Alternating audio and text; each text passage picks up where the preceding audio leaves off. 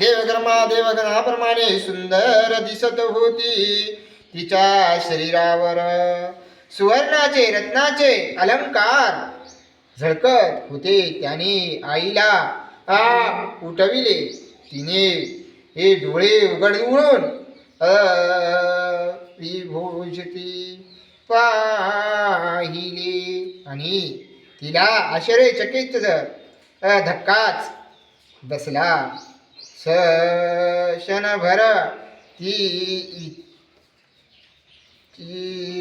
चिंतीचा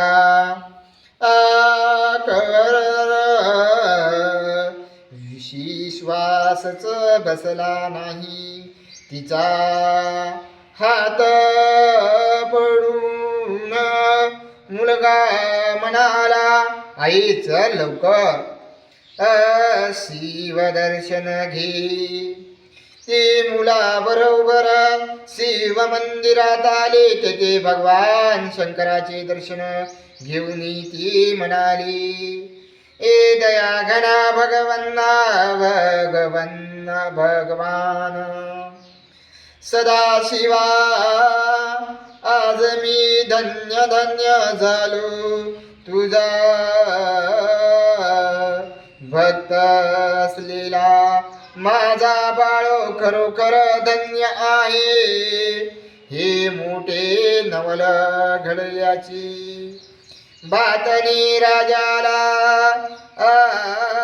सांगण्यासाठी ती धावत राजवाड्याकडे गेली. चंद्रसेन राजाला हे समजताच तो धावत आला व त्याने त्या मुलाचे पाय धरले.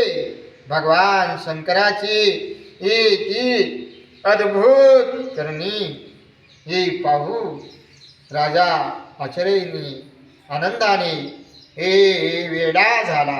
ती बातमी नगरात पसरल्यासारखी पसरली. मग काय लोकाचे या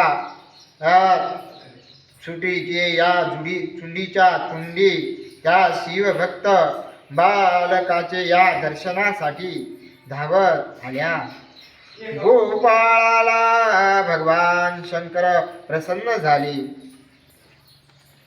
ही बातमी ऐकून गावागावातून लोक गोप बाळकाचे दर्शनासाठी